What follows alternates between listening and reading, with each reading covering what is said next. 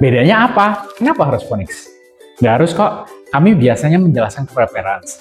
Kalau parents hanya ingin anak bisa bahasa Indonesia aja, baca bahasa Indonesia aja, maka pakai metode lama juga udah cukup.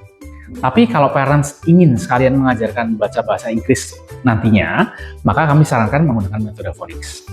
Phonics itu adalah bunyi daripada alfabet. A, B, C, D, E itu adalah nama daripada alfabet. Kalau phonics adalah bunyinya. A, phonicsnya A juga kalau bahasa Indonesia. B, phonicsnya adalah B. C, phonicsnya adalah C. Bila parents mau dengar lengkap phonics bahasa Indonesia, maka parents bisa dengerin lagu phonics di YouTube. Kami sendiri menggunakan lagu phonics oleh Link Study Center yang dinyanyikan oleh Miss Laurencia Mira. Ini adalah kartu phonics bahasa Indonesia dari IFL. Parents bisa menggunakan kartu ini sambil bernyanyi bersama anak. A untuk apel, A.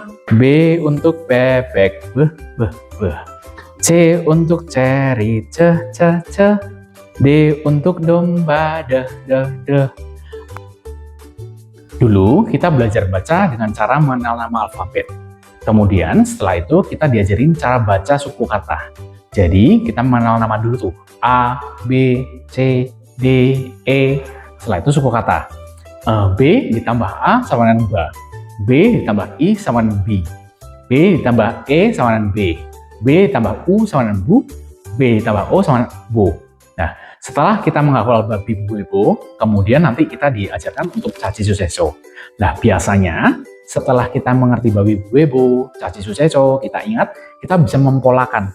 Jadi M ditambah A jadi apa? Ma, mi, mu, me, mo. Jadi dengan metode lama, yang digunakan anak untuk bisa membaca adalah kemampuan mengingat dan mempolakan. Kalau phonics berbeda, anak belajar bunyi huruf dulu. Setelah mereka hafal, maka kita bisa mulai membentuk kata. Caranya bagaimana? Kita bertanya sama anak. Nak, kalau kamu mendengar kata bola, bunyi apa yang kamu dengar? Dengan sedikit bantuan, dia bisa ngambil B, O, E, A. Mungkin pada waktu pertama kali, dan biasanya pada waktu pertama kali, anak-anak tidak bisa sempurna. Ya, karena itu kita nanti bisa memberikan bantuan pada saat yang tepat. Nah, bantuan yang bisa diberikan ini nanti kita akan bahas pada video yang selanjutnya.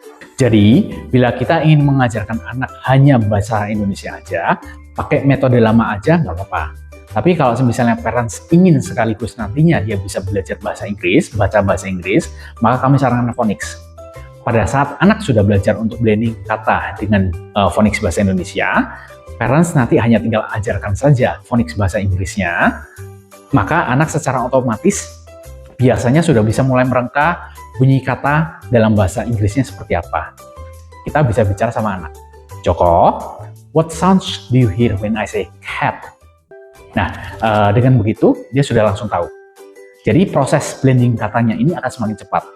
Nah, tentunya untuk bisa menguasai baca tulis bahasa Inggris, anak masih perlu belajar tambahan-tambahan lainnya. Semoga ini menjelaskan banyak. Sampai jumpa di video berikutnya.